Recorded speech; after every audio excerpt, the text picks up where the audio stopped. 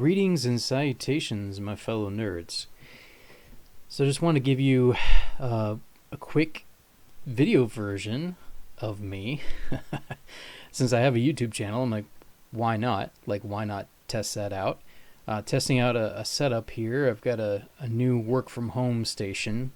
I'm a purchasing agent for a manufacturing company, and right now I'm working from home because I got a new baby at home. So I'm taking some it's paternity leave, but I'm working for part of the paternity leave. I'm still here. If my wife needs me to hold the baby or help with one of the other kids, I've got 4 total, believe it or not. Anyway, just checking out this new setup here, and I wanted to talk for just a couple minutes about the series that's coming up. For those of you who might only be following me on YouTube, which I doubt, but there might be a few people who've only seen me on YouTube. I do have a podcast. I believe there's a Linktree link on the banner of the YouTube. You might only be able to see it if you're using a PC, laptop, PC. On the banner itself, if you're using another device, if you go to the About page, there should be a link. And on my Linktree, you can go listen to the podcast on Apple, on Spotify, or on Anchor.fm, which is what I use to create the podcast, Anchor.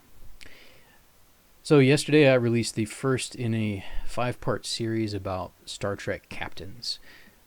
My top 5 list, which, it's not hard to guess which captains would be in the top 5, but as far as which order they'd be in, that differs from person to person.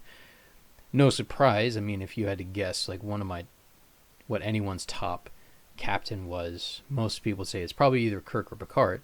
For me, it's Picard, and I talked about him yesterday, Jean-Luc Picard, the hopeful humanist. Next Wednesday, it'll be Catherine Janeway. She's my second favorite captain. And honestly, I had a hard time deciding who would be third. James T. Kirk is more fun. He's entertaining as a character. And he does have heart, obviously, and he's intelligent and brilliant, but I don't know that he's as good of a leader as Sisko. And I know Sisko technically for much of the series was not a captain, but later on he did become captain of the Defiant, so he still gets considered a captain, even by Paramount themselves, on a technicality. I've got him in my number 3. Kirk is obviously close behind at number 4. And number 5, sorry, Jonathan, is Jonathan Archer. I have not included, these are the ones I grew up on, obviously, on into my early adulthood with Enterprise when it was on its run. Much more recently, obviously, I've watched Star Trek Discovery, the first season. I think the first 2 seasons I've seen of that. Yes, first 2 seasons, and the first season of Picard, which obviously he's the captain in there too, so to speak. He'll always be Captain Picard to me. But you have Star Trek fans, don't hurt me. I cannot remember the name. I know the actress's name. Michelle Yeoh played the first captain on Discovery. And then, dang it, it's been too long since I watched that series. I was not a huge fan of Discovery. I enjoyed it because it's Trek. It's Star Trek, so give me Star Trek content. As long as it's not terrible, I'm gonna watch it, most likely. I had a harder time, I should say, getting into Discovery. It just felt so different. And I'm sure that was intentional. They're wanting to go in some new directions with Star Trek, make it feel fresh. But for me, having grown up during, at least the initial glory years, where for a brief period, during the 90s, we had 3 different Star Trek series. At one point, you had 2 series going on at once. The final year of TNG was also the first season of Star Trek Deep Space Nine, so you had carryover there. And then by the time you get to season 3 of Deep Space Nine, Star Trek Voyager started. So, the glory years are 95 to 2001, or 2000-ish, 95 to 2000, where Voyager and Deep Space Nine were both airing every week. That's was pretty effing awesome. Like now you have Discovery releases at a different time than Picard, so they're not simultaneous.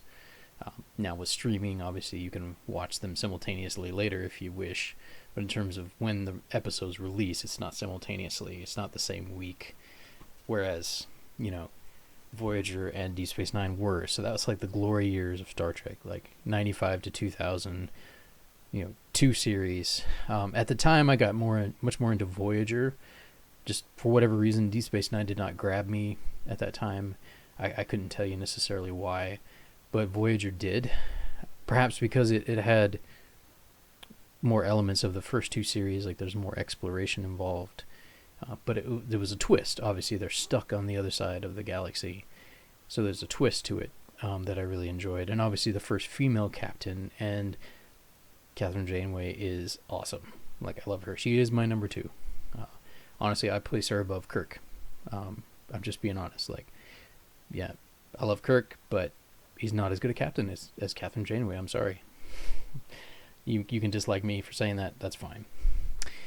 Anyway, I'm going to sign off with this. So this was just kind of a test to see how this setup is. This is just my inline. It's the built-in like zoom camera on my laptop. So unfortunately, it only goes up to 720p. But this isn't meant to be like a super high quality video. This is just me, shooting out a little 5-minute talking head video. I do have another camera that I can use for this, but this is just more convenient just to have it already on. Eventually I'm going to get a really nice setup here at my desk and have just, it's just going to be really nice. So anyway, as always, I will say peace to you, my fellow nerds. Live long and prosper. Make it so. Avengers Assemble. No. I'm Batman. We'll be seeing you.